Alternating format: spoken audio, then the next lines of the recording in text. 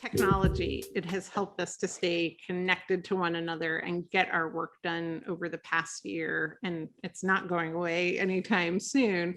But Asana did an anatomy of work report, and its most recent one found that as a result of this ballooning dependence on tech, employees in the US last year switched between 13 different apps, an average of 30 times a day. I don't think you have to be a professional organizer to know that that sounds like a lot, and that, you know, we know that there's a sort of cognitive switching costs to that kind of messing around.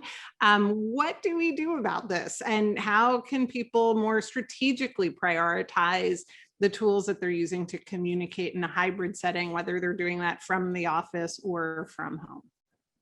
Yeah, good question. I think especially during the pandemic, for companies that weren't used to having any sort of remote workers or collaborating asynchronously, they tried to app their way out of the challenges by just throwing a bunch of tools at the problem. And that typically doesn't work. So usually you need some guidance to figure out how to best put these tools into your workflow. And yeah, our anatomy of work really showed that we do have a lot of tools that we're juggling. As a productivity oriented person and someone who used to do consulting on this, there are ways out of this. So I found that this app sprawl typically happens when there aren't clear guidelines set for what each tool is supposed to do and how it fits into your workflow and intersects with other tools. So this usually leads to having multiple apps that do very similar functions. So I'm thinking back to a prior company I worked at where we had 4 different synchronous chat communication tools. And I would have to remember, Lindsay likes chatting with me on Google Chat, Cynthia prefers Slack, and then Heather, I actually need to walk over to her desk if I want to get her attention. And so this sort of thing just doesn't work. So the solution is to choose specific tools that solve specific problems and communicate that with the team. In my experience, teams usually need 3 broad categories of tools. First, there's communication like Slack or Microsoft Teams or email, then collaboration, someplace where we do the work like Google Docs, Box, Dropbox, etc.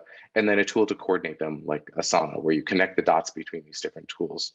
So you want to have your team standardize on which tool you want to use for each of these categories. Maybe you choose Slack for your instant communications, you choose Google Docs for where the work actually lives, and you choose Asana to connect the dots and manage and coordinate the work.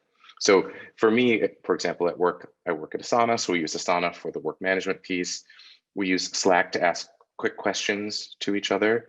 And then when a conversation in Slack needs to be followed up in more detail, I just make it into a task in Asana. So I'm putting the work where it belongs.